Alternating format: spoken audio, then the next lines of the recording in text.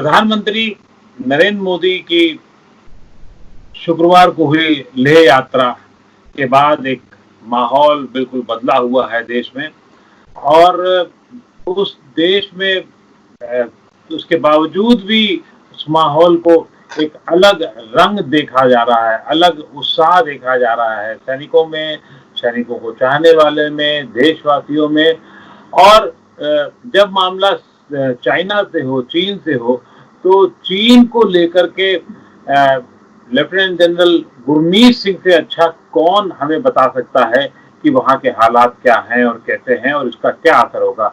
गुरमीत जी के लिए बताने की जरूरत नहीं है कि आप 3 स्टार जनरल रह चुके हैं, चीन से सीधे लगभग जुड़ रहे हैं, उसके बारे में अध्ययन मनन करते रहे हैं, लिखा पढ़ी करते रहे हैं और 25 साल से ज्यादा आपने चीन को समझा और अभी भी उसी तरीके से उसी शिद्दत के साथ लगे हुए हैं।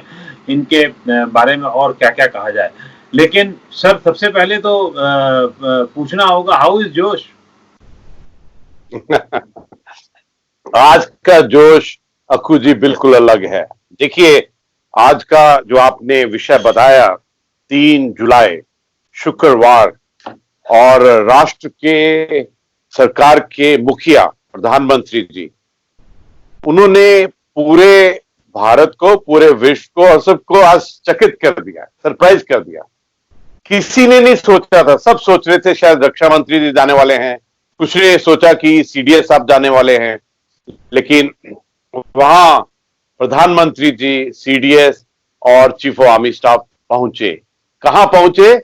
वो लद्दाख में नीमू में पहुंचे। देखिए, ये जगह 11,000 फुट ऊंची है और हाई एल्टीट्यूड एरिया है, यहां ऑक्सीजन की कमी है। लेकिन उनका उद्देश्य क्या था? उनका उद्देश्य था वो जो मिलिट्री हॉस्पिटल है वहां पर जो हमारे सैनिक जो जख्मी हुए थे 15 जून को, वो 15 जून जो गलवान के साथ में गिना जाएगा आने वाले इतिहास में। उन्होंने सबसे पहले उन्होंने सैनिकों से मिले, उनके कंधों पर, उनकी पीठ के ऊपर मैं उनका हौसला बढ़ाया।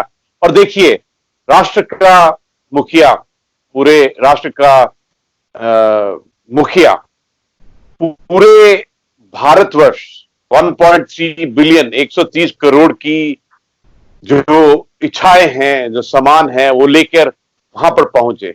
उन्होंने उनका मनोबल ऊंचा किया। उसके बाद वो गए मेमोरियल, जो 20 हमारे वीर योद्धा, जिनके अंदर में कमांडिंग ऑफिसर सब शामिल हैं, उन्होंने 15 जून को जो वीर गति प्राप्त की थी इस राष्ट्र के लिए, और उस हिमाकत जो चाइना ने की थी, पीएलए ने की थी, स्टेटस को ऑफ एलएसी को चेंज करने की, उसका जो जवाब दिया था, उनको अवश्य ही उन्होंने स्वर्गों की तरफ अपना मुख करके उनको ग्रेटिट्यूड दिया पूरे राष्ट्र का। और उसके बाद उन्होंने जवानों को संबोधित किया। देखिए, जब देश का प्रधानमंत्री एक कमांडर की तरह, एक लीडर की तरह, एक स्टेट्समैन की तरह वहां जाते हैं सरहद में, और वहां जाकर अपने सैनिकों को संबोधित करते हैं और उनका हौसला बढ़ाई करते हैं, तो उनका जो मनोबल है वो तो अवश्य ही 7वें आसमान पे होगा। और उन्होंने आज जो उनको शाबाशी दी, उसके अंदर में बहुत बहुत ही पवित्रता थी। और सुनने वाले जो सैनिक होंगे, उनकी रीढ़ की हड्डी पर, उनके आस्था में, उनके चित्त और चेतना पर, उनकी आत्मा पर क्या प्रभाव पड़ा होगा। और देखिए, जो उनकी पैशन, इंटेंसिटी, डेडिकेशन, कमिटमेंट है, उसमें क्या इजाफा आएगा। उन्होंने इस समय में ये भी कहा, एक बहुत नाजुक सी चीज कही जो मेरे को तो बहुत ही अच्छा लगा है। उन्होंने कहा कि जब वो राष्ट्रीय सुरक्षा के बारे में सोचते हैं तो उनको 2 माओं की याद आती है, 2 मदर्स की याद आती है। पहला भारतीय माता और दूसरा वीर माता। वो माताओं को याद किया, सम्मान दिया, नमन किया, जिन्होंने सैनिकों को जन्म दिया है। देखिए, ये बहुत बड़ी बात उन्होंने सैनिक परिवार में कही। इससे हमारी सभ्यता में जितने भी सैनिक रहे हैं, भारत की सभ्यता में हर एक माँ को उन्होंने वो सम्मान दिया और उन्होंने वहां पर बहुत ही एक बेटुक और बेबाक तरीके से बहुत संदेश दिए। देखिए, सबसे बड़ा जो संदेश वो था कि एक लीडर क्या होता है, एक स्टेट्समैन क्या होता है, वो सबसे बड़ा आई थिंक संदेश था। पूरा दुनिया ने इसके बाद में जब भी लीडरशिप को स्टडी करेंगे तो ये 3 जुलाई शुक्रवार भारत के प्रधानमंत्री सरहद जवान उस विषय में अवश्य बात करेंगे। और उन्होंने बहुत ही एक स्पष्ट तरीके से कुछ मैसेज दिए। उन्होंने कहा कि गलवान हमारा है, गलवान इज आर। उन्होंने कहा कि लद्दाख इज इंडिया प्राइड, हमारा सम्मान है, हमारा ताज है। उन्होंने कहा कि हमारे सैनिकों ने बहुत बड़ा सबक सिखाया है उनको।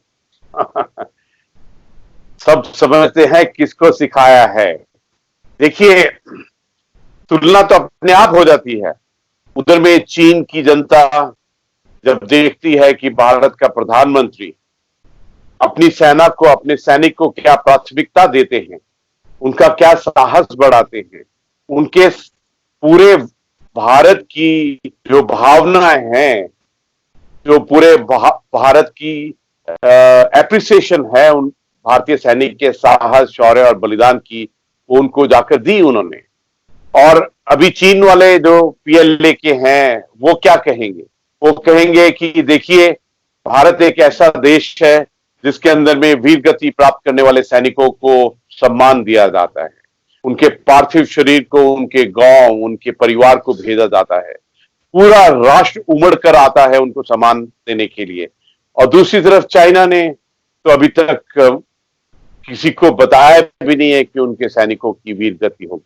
इससे जो चाइना के सोल्जर्स हैं, वेटरन्स हैं, जो उनके सिविलाइजेशन में मार्टियरडम हुआ होगा, उनको कितना खराब लग रहा हो। दूसरी तरफ पूरा चीन और पूरे पीएलए, उनके सैनिक बोल रहे होंगे, देखिए, एक नेता वो हैं, एक कमांडर वो हैं, एक स्टेट्समैन वो हैं जो फ्रंट में आके डायरेक्ट कांटेक्ट से अपने सैनिकों को हौसला बधाई करते हैं।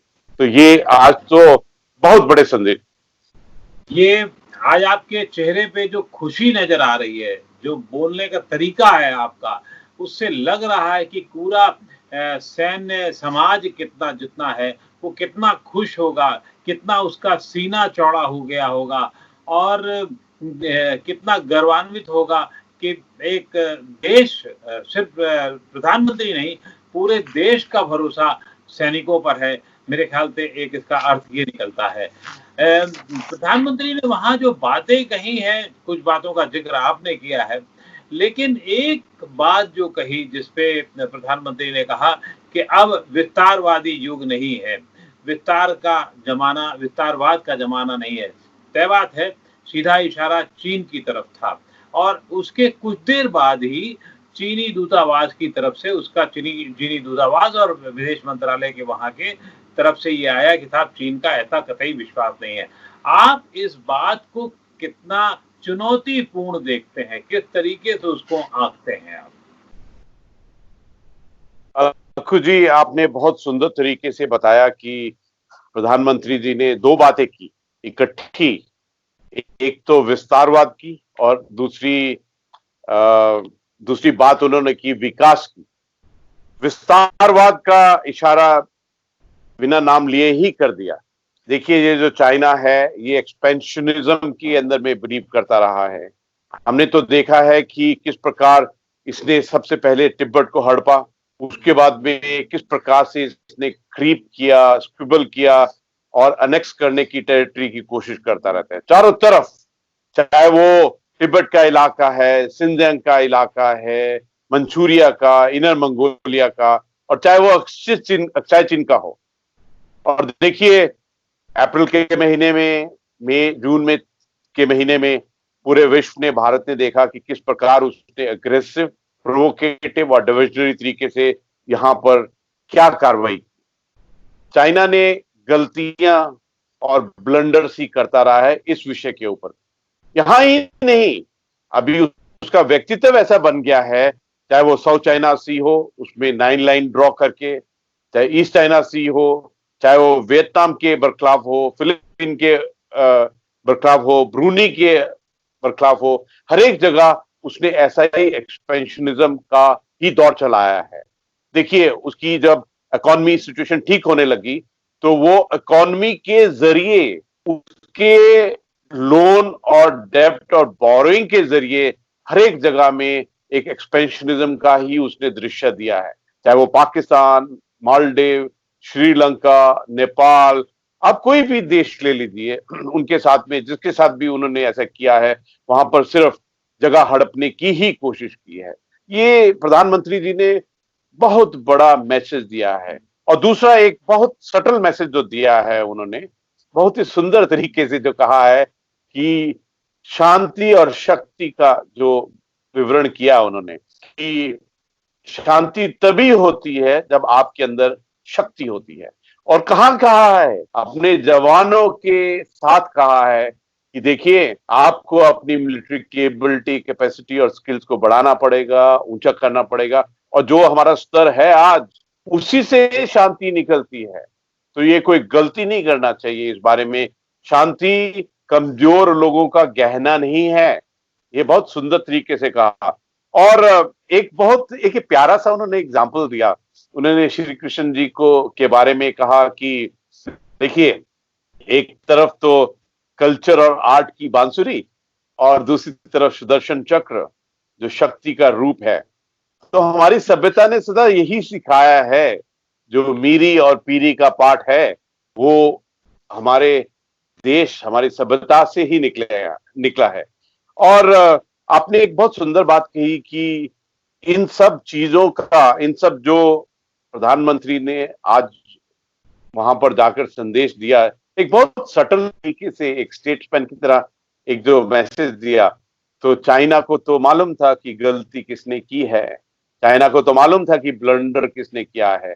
तो उनके जो मिनिस्ट्री ऑफ फॉरेन अफेयर है, उन्होंने 3 चीज कही। उन्होंने कहा कि कंसेंसस के साथ में चलना चाहिए।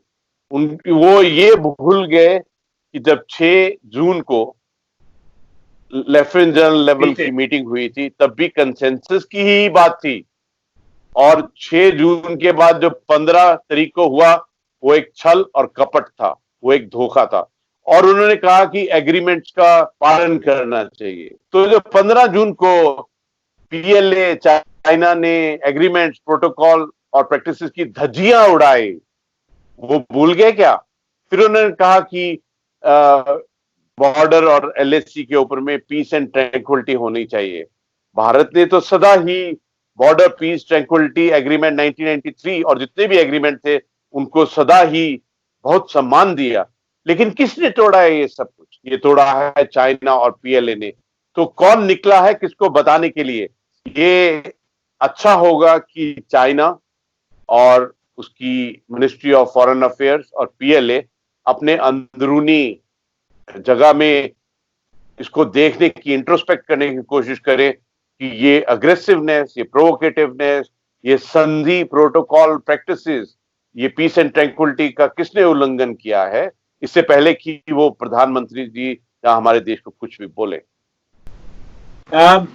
चीन अब तक ये बताता रहा है कि वो बड़ा वनरेबल है, और जिसे मैं हिंदी में कहता हूँ, बड़ा अपने आप को फन्ने खां बताता रहता है। भाषण के बाद, और आपका ये प्रिय विषय भी है, मैं जानता हूँ, कैसे चीन मतलब जो मानता है वो कितना गलत है, फन्ने खां है कि नहीं है, सचमुच क्या है स्थितियां, ये आप शायद अच्छी तरीके से बता सकते हैं चीन के बारे में, क्योंकि जितना आप चीन को जानते हैं, उसकी सेना को जानते हैं, उसकी रणनीति को जानते हैं, उसमें वो कितना आवरण है और कितनी सच्चाई है, ये जानना बड़ा रोचक होगा। अखू जी, आपने बहुत ही सुंदर तरीके से 2 प्रश्न के बारे में पूछा है। एक तो उनकी वल्नरेबिलिटीज के बारे में, और दूसरा फन्नेबाज है जहां इसके पीछे असलियत क्या है। देखिए, जो 15 जून 2020 को गलवान में हुआ, जो हमारे 20 वीर योद्धाओं ने अपने प्राणों की आहुति दी, उसका सबसे बड़ा अचीवमेंट ये था कि उन्होंने पीएलए की पोल, झूठ, फरेब, प्रोपागेंडा, प्रॉक्सी, हर एक चीज की पोल खोल के बुरी तरह रख दी। उसके बाद में देखिए, मैं तो चाइना 7 बार गया हूं, एक मिलिट्री डेलीगेशन भी लीड किया था। मैं तो इस विषय पर 28 साल से हूं। सरहद के ऊपर में, भारत चाइना सरहद के ऊपर में भी 6-8 साल नौकरी किया है। तो मैं इस विषय को बहुत मैं कहूंगा कि मेरा जीवन का एक मुख्य अंश इसी टॉपिक पे निकला है। तो मेरे को बहुत खुशी है कि अभी चाइना का पीएलए का जो झूठ है वो सबके सामने में आ गया।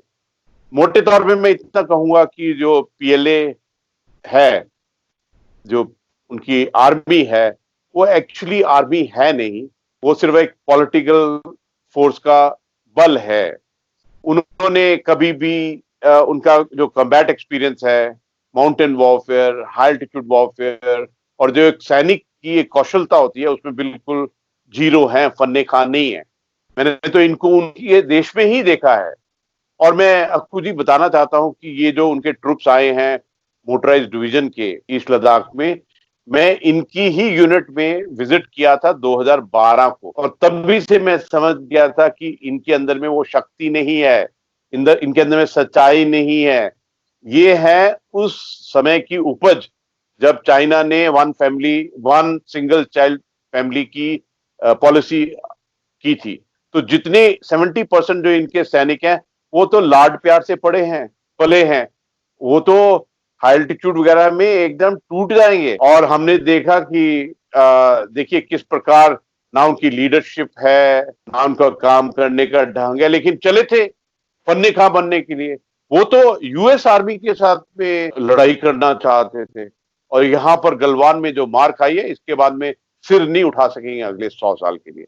दूसरा, आपने बहुत सुंदर सी बात की है, वर्नेबिलिटीज क्या है। देखिए अक्कू जी, मैं जब भी चाइना में जाता था तो मैं आपको सच बोलता हूं कि मैं उनकी ट्रांसफॉर्मेशन, इकोनॉमिक रिफॉर्मेशन, मॉडर्नाइजेशन से बहुत प्रभावित था।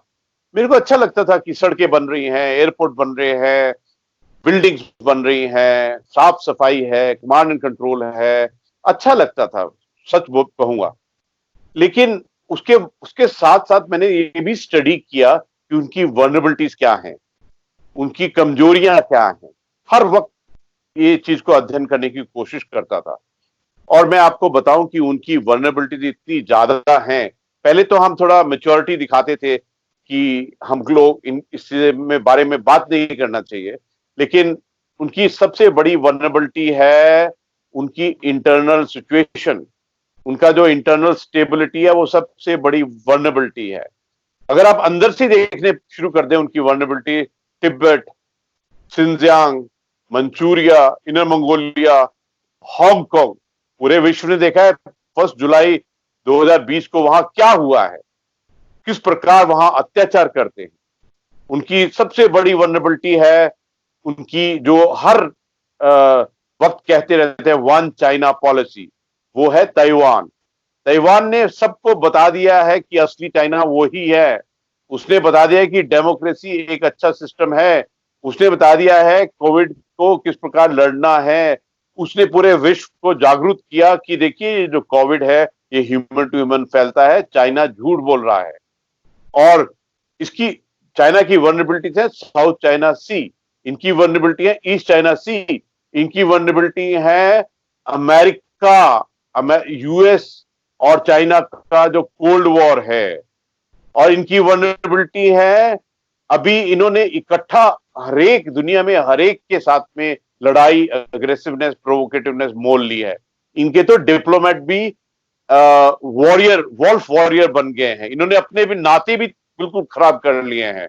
इनके वर्नेबिलिटीज ही वर्नेबिलिटीज है। आप चारों तरफ देखिए, चाहे वो ऑस्ट्रेलिया हो, जापान हो, वियतनाम, इंडोनेशिया, जो भी देश देख लो, उनके साथ में इनकी लड़ाई ही है, वर्नेबिलिटी है। इनके सिर्फ दोस्त हैं दो, 2.5 बोलूंगा मैं। पहला इनका जो प्रॉक्सी दोस्त है वो है नॉर्थ कोरिया। दूसरा जो प्रॉक्सी फ्रेंड है इनका वो है पाकिस्तान। और पाकिस्तान तो लूट ही चुका है। पाकिस्तान ने तो अपने आप को पूर्ण रूप से बेच दिया है। पाकिस्तान की तो जो रोग स्टेट है वो तो खत्म ही हो चुकी है, और जो नेपाल है वो हाफ की तरफ बढ़ रहा है, उनके बहकावे में आ रहा है, गलत गलत नतीजे ले रहा है। और वो नेपाल ये भूल रहा है कि उनके साथ में हमारा सभ्यता का, संस्कृति का, हमारे धर्म का, हमारी आस्था का, हमारे पारिवारिक संबंधों का कितनी गहराई है।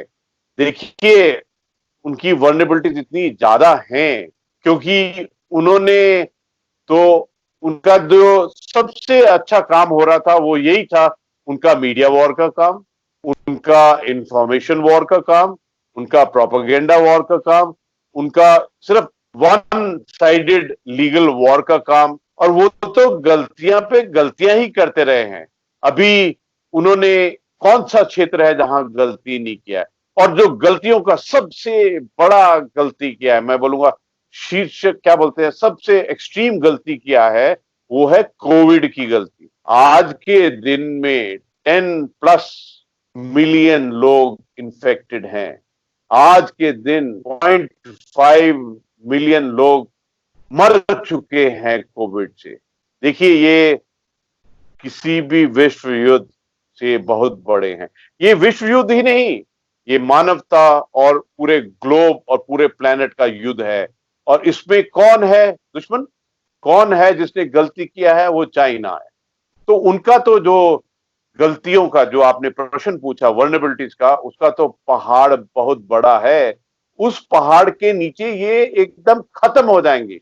इनकी उल्टी गिनती शुरू हो गई है, और इनकी जो पोल खुली है 15 जून को, जो तो मिथ थे, जो इन्होंने दुनिया को प्रोजेक्ट किया था, जो झूठ था, जो फरेब था, वो तो खत्म हो गया है। तो अभी आप सोच सकते हैं कि उनकी स्थिति क्या होगी।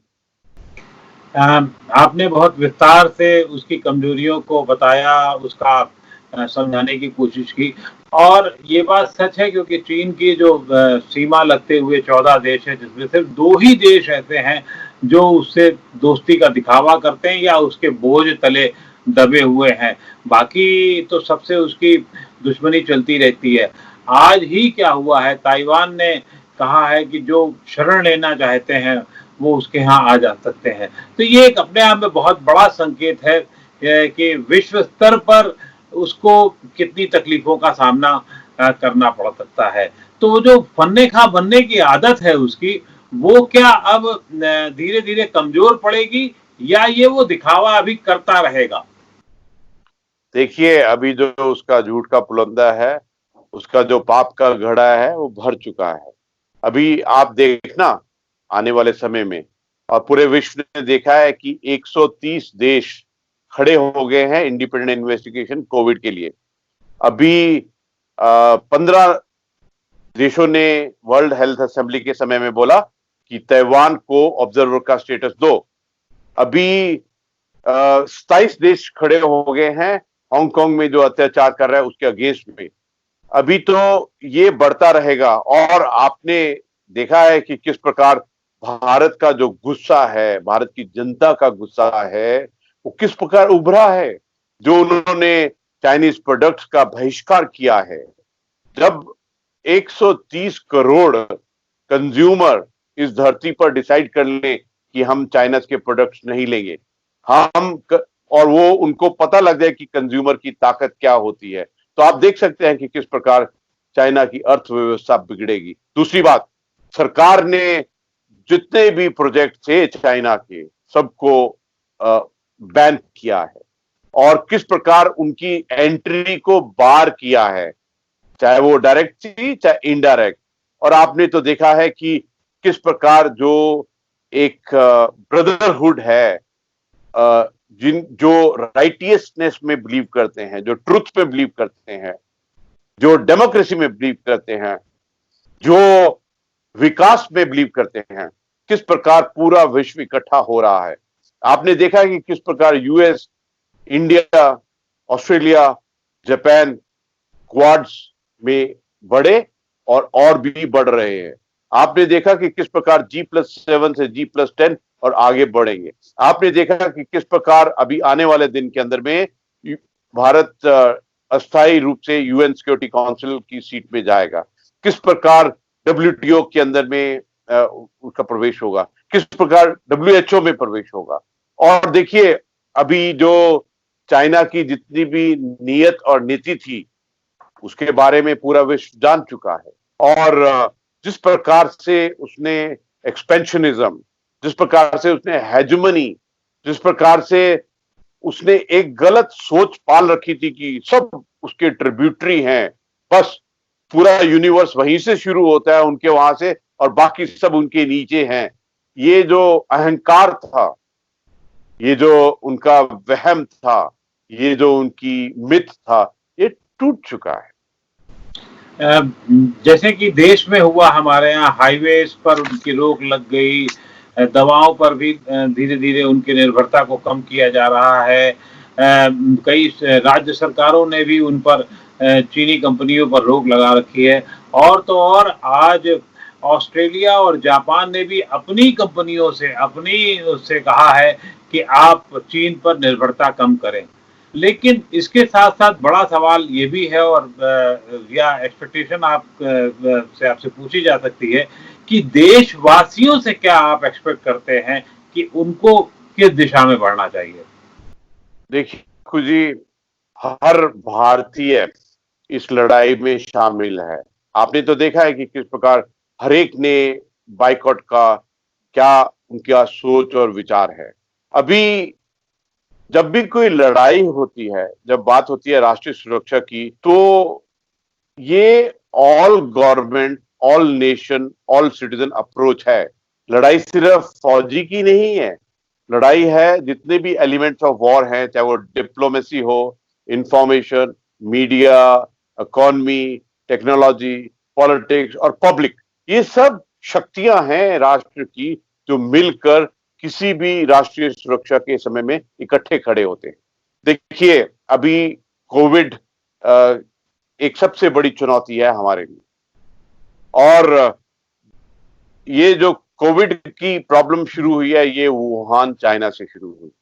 इसके बाद में पूरा विश्व, पूरा भारत किस प्रकार से रीसेट होगा, किस प्रकार से रीबूट होगा और किस प्रकार से री एनर्जाइज होगा और किस प्रकार से विकास आएगा, ये तो समय बताएगा। लेकिन आपने एक बहुत सुंदर चीज बोली है कि हर भारतीय का इसमें क्या योगदान होना चाहिए। सबसे पहले तो मैं ये कहूंगा कि जिस प्रकार से राष्ट्र प्रेम, राष्ट्र भक्ति, राष्ट्र सहयोग का एक सोच विचार उगा है, इसको आगे ले जाने की जरूरत है। देखो, राष्ट्र में दो रीढ़ की हड्डियां होती हैं। एक रीढ़ की हड्डी है राष्ट्र समाज और हर भारतीय, दूसरी रीढ़ की हड्डी है राष्ट्र सरकार और सेना। ये दोनों रीढ़ की हड्डियां पे ही देश, राष्ट्र खड़ा हो सकता है। इसलिए जरूरी है कि हर भारतीय ये पहचाने अपने आप में कि हम मैन्युफैक्चरिंग, हम मेक इन इंडिया, हम सेल्फ रिलायंट, हम लोकल, हम ऑल्टरनेटिव, हम अपना बिहेवियर एज ए कंज्यूमर कैसे चेंज करें। अभी हमको ऑल्टरनेटिव्स ढूंढने पड़ेंगे। और हमारा जो ये पग अभी हमने सोचा है हर भारतीय ने, ये कि मैन्युफैक्चरिंग करेंगे, एमएसएमईज को बढ़ाएंगे, मेक इन इंडिया करेंगे, इसके बारे में प्रधानमंत्री जी पहले भी सोच रहे थे। ये सोच आज की नहीं है, लेकिन जो हमारे ब्यूरोक्रेट्स हैं, जो हमारे सरकारी कंपनियां हैं, पीएसयू वगैरह, उसने सबसे बड़ा ऑब्स्टिकल खड़ा किया है। उसने अपना ही एक अंपायर बनाया हुआ है। लेकिन अभी जरूरत है हर भारतीय को, हर इंडस्ट्रियलिस्ट को, एमएसएमईज को आगे बढ़ने के लिए, एंटरप्रेन्योर्स को और यूथ को आगे बढ़ने की, कि हम अपना जो एक एटीट्यूड, एक कैरेक्टरिस्टिक है, जो एक पहले देखा गया था कि ज्यादातर लोग ट्रेडिंग में जाना चाहते हैं, तो मैं तो ये बोलूंगा कि हर भारतीय अभी सोचना चाहिए कि मैं मैन्युफैक्चरिंग में कैसे आऊं, मैं सप्लाई चेन में कैसे आऊं, मैं लॉजिस्टिक्स में कैसे आऊं। अभी देखिए विश्व के ऊपर में एक डिसीजन पक्का उभर के आया है कि सभी के सभी चाइना से डीकपलिंग करने वाले हैं मैन्युफैक्चरिंग और सप्लाई चेन के बारे में। कितना समय लगेगा, लेकिन होगा जरूर, उसमें कोई शक की बात नहीं है। जापान ने सबसे पहले कहा, उनके प्रधानमंत्री जी ने, कि वो जितने भी मैन्युफैक्चरिंग हब्स हैं चाइना में, जो जापान के हैं उन सबको बाहर निकालेंगे अपने देश में, जहां बाकी ऑल्टरनेटिव साइट्स के ऊपर में लेके जाएंगे। अभी देखिए, अभी जो ताइवान है उसकी जो 5G टेक्नोलॉजी है, उसकी जो आईटी फील्ड में है, उसकी जो टेक्नोलॉजी है बहुत ही ऊंचे दर्जे की है। तो हमारे लिए तो एक साइड में चाइना और एक साइड में ताइवान, अवश्य ताइवान के पास ही जाएंगे। जो वियतनाम, यूएस, जापान, ये सब ऑल्टरनेटिव को हमको खड़ा करना पड़ेगा। लेकिन देखिए, सबसे बड़ा जो चुनौती भारत के लिए ये है कि अभी हमको एक्शन करने की जरूरत है, अभी हमको मैन्युफैक्चर करने की जरूरत है, अभी हमको सप्लाई चेन करने की जरूरत है, और हम सबको खड़ा होना पड़ेगा। देखिए, जो हमारे राष्ट्र की ताकतें हैं, उसमें इकोनॉमी का जो महत्व है, जो मैन्युफैक्चर का महत्व है, जो टेक्नोलॉजी का महत्व है, जो मॉडर्नाइजेशन यानी कि आर्टिफिशियल इंटेलिजेंस, रोबोटिक्स, इंडस्ट्री 4.0, इन सब को लेकर हमको चलना पड़ेगा। और सबसे प्यारी बात क्या है कि जो हमारी सरकार है, जो हमारे प्रधानमंत्री जी हैं, ये उनकी सोच से इतना मेल खाता है कि मजा ही आ जाता है कि यही तो सब वो पिछले इतने सालों से कह रहे हैं। अगर हमारे जो ब्यूरोक्रेट्स है ना, अगर हमारे वो जो ब्रिटिश माइंडसेट वाले लोग हैं ना, जो हमारे चाइना प्रॉक्सी वाले लोग हैं ना, जो हमारे एंटी इंडिया वाले जो लोग हैं ना, जो हमारे घर के अंदर में ही रहकर गलत एनवायरनमेंट बनाते हैं, अगर वो सुधर जाएं, और उनको सुधारना हम सबकी जिम्मेवारी। एक क्योंकि आप सैनिक रहे हैं, दिमागी तौर पे अब भी उसी तरीके से व्यवहार करते हैं, देश के बारे में बहुत सारा सोचते रहते हैं, आपको क्या लगता है कि चीन, क्योंकि चीनियों का मन भी आपने और उनको बहुत समझते हैं, चीन अब किस तरीके से रिएक्ट करेगा? देखिए, चीन एक बहुत पुरानी सिविलाइजेशन है। चीन एक ऐसी सिविलाइजेशन है जो अनब्रोकन है, और भारत के अलावा और कोई भी ऐसी सिविलाइजेशन नहीं है जो अनब्रोकन हजारों साल की है। तो देखिए, चीन लोग, मैं बहुत मिला हूं साधारण चीनियों को, लोग अच्छे हैं, लेकिन इनका जो सिस्टम है, इनका जो कम्युनिस्ट सिस्टम है, इनका जो एक मैं बोलूंगा पीआरसी और पीएलए ने बनाकर जो अपने लोगों पर ही अत्याचार करते हैं, वो बदलना होगा। वहां पर डेमोक्रेसी के लिए बहुत बड़ी वॉइसेस हैं, और उनको अवश्य ही बदलना पड़ेगा, क्योंकि अभी उनका संकट इतना गहरा हो गया है। पहले तो उन्होंने कोविड पे गलती की, उससे पहले उन्होंने कम्युनिज्म की गलती की, उसके ऊपर विश्व के ऊपर में अत्याचार और ऐसे एक्सपेंशनिज्म की गलती की। तो अभी उनको सुधरना पड़ेगा, उसमें कोई शक की बात नहीं है। इनफैक्ट मेरे को ऐसा लगता है, अगर मैं सच कहूं, कि चाइना अपनी गलती समझ गया है, लेकिन उसके एक चरित्र में एक बात है कि उसको अपना फेस सेविंग नहीं आता है। उसको मालूम है कि उसने ईस्ट लद्दाख में गलती किया है, लेकिन वापस कैसे जाऊं फेस बचाते हुए, ये नहीं मालूम है। देखिए, ये तो हमने महाभारत में भी पढ़ा है कि अभिमन्यु चला तो गया, लेकिन चक्रव्यूह से कैसे निकले। अमेरिका अफगानिस्तान तो चला गया, लेकिन अभी उसको पता नहीं लग रहा है कि वापस कैसे निकले। चाइना ने गलतियां पे ब्लंडर किए हैं, लेकिन अभी वापस कैसे जाए। मेरे को ऐसा लगता है कि अभी चाइना की ये जरूरत है कि अपनी गलतियों को समझे, अपनी असलियत को समझे, अपने झूठ और फरेब को समझे, क्योंकि उसका झूठ, फरेब, गलतियां पूरे विश्व में आ गई हैं। देखिए, हुआ ऐसा कि 1978 से चाइना ने ट्रांसफॉर्मेशन, मॉडर्नाइजेशन शुरू किया। उसने एक बहुत प्राथमिकता दी थी अपनी अर्थव्यवस्था के लिए, इकोनॉमी के लिए, और उसमें उसने बहुत अच्छा किया। और जो अच्छा किया है, एक्चुअली अगर बहुत बारीकियत पे जाएंगे तो अच्छा इसलिए किया कि उसने टेक्नोलॉजी चोरी की, उसने कॉपी पेस्ट किया, कॉपी पेस्ट को रिवर्स इंजीनियरिंग किया, रिवर्स इंजीनियरिंग को मास मैन्युफैक्चर किया, और इस मास मैन्युफैक्चर के लिए उसने अपने लेबर्स के ऊपर में अत्याचार किया। अदरवाइज कौन इतनी सस्ती चीज प्रोड्यूस कर सकता है? उन्होंने तो अपने पूरे ही चाइना की जनता को गुलामों की तरह, लेबर की तरह इस्तेमाल करके फिर प्राइस को कम किया है।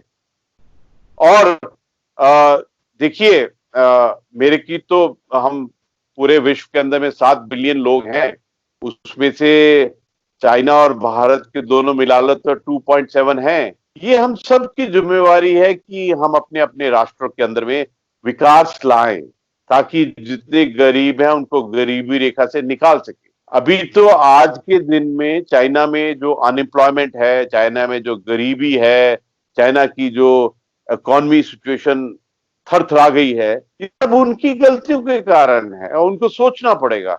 और अभी उनके पास में 2 रास्ते हैं, जहां तो अग्रेशन में चलते रहे, तो अभी पूरे विश्व को उन्होंने दुश्मन बना लिया है, तो उनको बुरी तरह से मार पिटेगी। दूसरी है कि अपनी गलती को समझें और अपने आप को सुधारने लगे। और मैं तो जब भारत और चीन की बात देखता हूं, तो मैं ऐसे सोचता हूं कि सबसे पहले बॉर्डर इश्यू को सॉल्व करें, एलएसी की प्रॉब्लम को सॉल्व करें, एग्रीमेंट्स को दोबारा बनाएं, क्योंकि पुराने एग्रीमेंट्स के हमको भरोसा हट गया है, ट्रस्ट खत्म हो गया।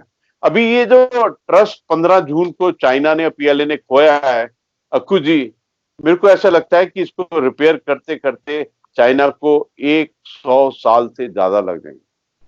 ट्रस्ट बनाते बनाते हजारों साल लगते हैं और टूटने के बाद उसको दोबारा कैसे बनाएं, कौन से फेविकोल से बनाएं, दरार तो नजर आएगी।